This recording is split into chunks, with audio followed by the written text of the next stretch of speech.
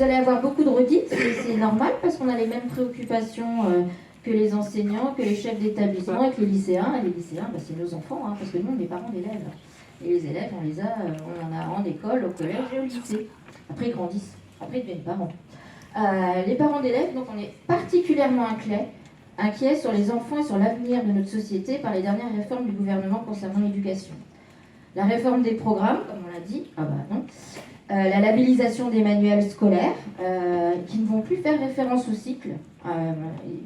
Les enfants, par exemple, ont un cycle, je vous donne l'exemple d'un cycle, CM1, CM2, 6e, c'est-à-dire ils ont 3 ans pour pouvoir apprendre. C'est au bout de ces 3 années qu'on fait normalement une évaluation, normalement. Mais avec des objectifs annuels ou semi-annuels, c'est plus les cycles.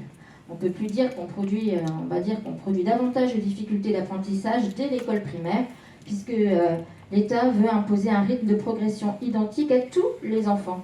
Alors même qu'on sait très bien qu'à l'âge de 2 ans, quand ils arrivent à l'école maternelle, il y a déjà des inégalités. Il y en a qui savent bien parler français, d'autres qui savent moins bien, certains qui ont plein de vocabulaire, d'autres qui en ont beaucoup moins. Enfin, on voit bien que chacun arrive avec son petit bagage. Donc l'école, aujourd'hui, est transformée, comme tout le monde l'a dit, en une machine à sélectionner les élèves. Comme on vient de le dire aussi, les enseignants de CM2 sont sommés de faire le tri des élèves en fonction de leur niveau en français et en maths. Alors que sa mission première à l'école, c'est quoi ? C'est favoriser l'émancipation individuelle et collective. C'est pas de trier, c'est pas une garde-tri. Alors, on a aussi parlé, une fois qu'on passe le CM2, on arrive au collège, et là, on vous a bien parlé des groupes de niveau dans lesquels les élèves seront assignés. Et pour nous, carrément, c'est une aberration, quoi. Toutes les études le montrent.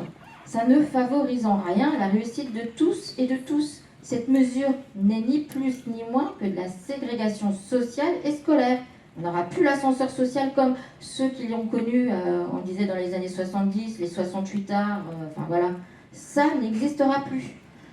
Quels élèves se retrouveront dans les groupes les plus faibles ? Celles et ceux qui ne maîtrisent pas bien le français, celles et ceux qui ont un handicap, celles qui ont des troubles 10, celles et ceux qui ont des situations sociales difficiles qui ne leur permettent pas d'investir l'école à 100%, celles et ceux qui ont un empêchement psychologique pour investir les apprentissages, je sais pas moi, quand les parents divorcent, ou quand il y a d'autres choses, allez hop, on va les mettre dans les plus faibles, ça va leur donner en plus, psychologiquement, ça va être super bien.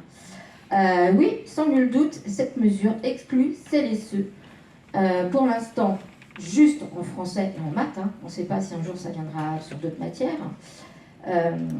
alors que même, jusque-là, nous étions dans une logique d'inclusion des élèves, vantée par le gouvernement actuel. Et ce n'est certainement pas non plus, on n'en a pas discuté parce qu'on n'en a pas nous, dans le département, c'est pas l'uniforme qui gommera les différences entre les élèves au préalable triés. Donc nos enfants, ils sont déjà bien impactés par ce qui s'est passé dans la société. Quand on regarde l'augmentation des troubles psychologiques, et quand on a eu le confinement et le Covid, ils étaient déjà bien impactés. Maintenant, ils vont devoir grandir et se construire avec le stress permanent dès la maternelle d'être triés, d'avoir des évaluations constantes. Donc on va avoir les gamins sont stressés, mais nous aussi on sera stressés. Ça sera des évaluations incessantes avec une anxiété d'être rétrogradé dans le groupe le plus faible.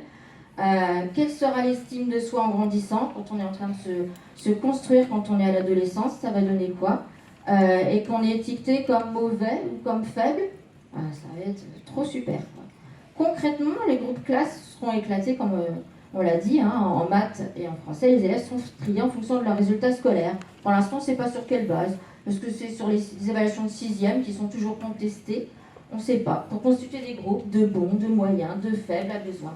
Attention, ce sont des groupes de besoins ponctuels pour renforcer dans tel et tel domaine. Car les groupes de niveau concerneront l'intégralité du temps scolaire en français et en maths. Cette mesure, comme je l'ai déjà dit, c'est ni plus ni moins que la ségrégation sociale et scolaire. Toutes les études le prouvent. L'hétérogénéité des niveaux stimule les plus faibles, mais également augmente le niveau des plus forts. Avoir des faibles dans une classe, ça plombe pas l'élève, enfin votre enfant qui est en haut. Au contraire, ça le stimule encore plus et toutes les études scientifiques le prouvent. Cherchez sur Internet, vous les trouverez ces études. C'est gagnant-gagnant. Enfin, en 2019, il y a une synthèse des recherches qui a montré un effet bénéfique de la mixité sociale et scolaire sur la progression des élèves faibles sans effet négatif sur les meilleurs. Séparer encore davantage les élèves faibles des élèves moyens et forts, ça ne fera qu'accentuer les difficultés d'apprentissage. L'évaluation des expériences de mixité sociale réalisées en France montre aussi qu'un accroissement du bien-être de l'ensemble des élèves, y compris celui des élèves favorisés. On est bien tous ensemble. On est bien ce soir tous ensemble. La mixité sociale favorise également le développement des capacités socio-émotionnelles, réduit la prévalence des stéréotypes. Alors, je retrouve mon si tu mets stéréotypes raciaux et sociaux.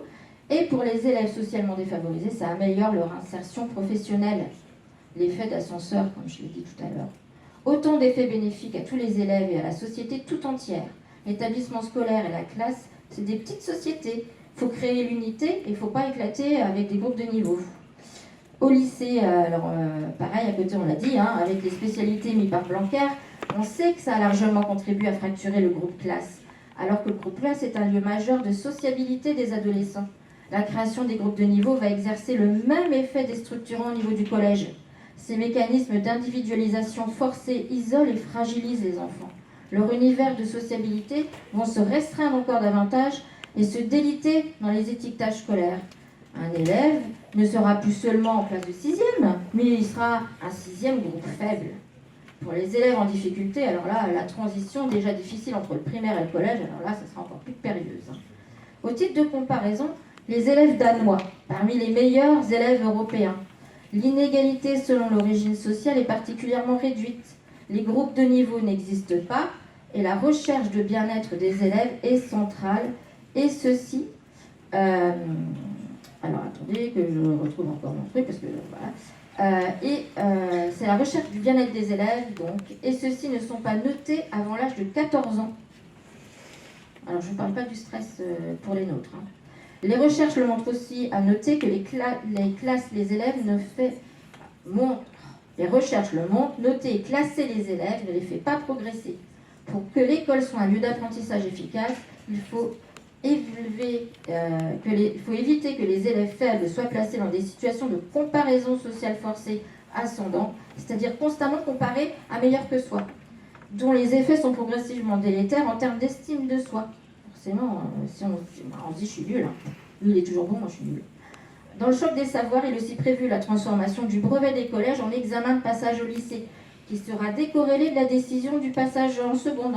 Il y aura des élèves qui auront le chef d'établissement qui aura suivi l'avis du conseil de classe qui dira passage en seconde. Il n'aura pas eu son brevet, mais il sera mis sur une boîte délestage, un petit redoublement dans une classe qui s'appelle, il faut la donner un bon nom pour que ça soit positif, prépa lycée, avec moins d'heures et surtout pas de mixité. C'est une classe spéciale pour, j'allais dire, les retardés qui sont en retard, qui n'ont pas réussi à avoir leur brevet. Conclusion, les conséquences de ces réformes sont lourdes. Groupe de niveau, recours facilité au redoublement, création d'une prépa lycée, labellisation des manuels, suppression des cryptes d'apprentissage, des cycles d'apprentissage depuis 1989, CNU, réforme de lycée pro. Tout ça, c'est des mantras de la pensée conservatrice. Aucune recherche n'a jamais montré leur efficacité et l'OCDE n'a jamais préconisé de telles réformes. Par contre, aucune des mesures dont l'efficacité est prouvée n'est envisagée. Il n'est pas question de réduire le nombre des élèves par classe qui se situe en collège 20% au-dessus de la moyenne européenne.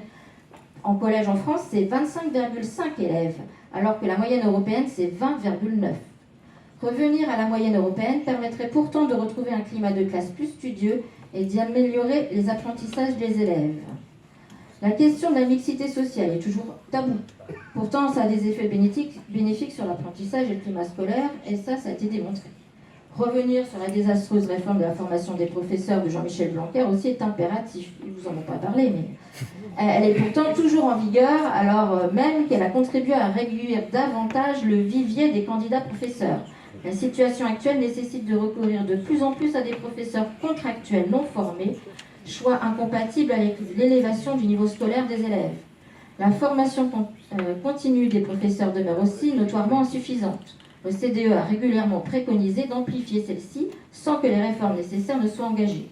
Sans compter la rémunération des professeurs largement en dessous de la moyenne européenne, qui fait toujours l'objet de discours trompeurs et de promesses non tenues. Vous l'aurez compris, la FCPE conteste le traitement superficiel des mots de l'école sans s'attaquer aux racines profondes. Nous rejetons le choc des savoirs et demandons l'abandon complet et immédiat des mesures, car l'école, c'est faire société et non trier et fracturer.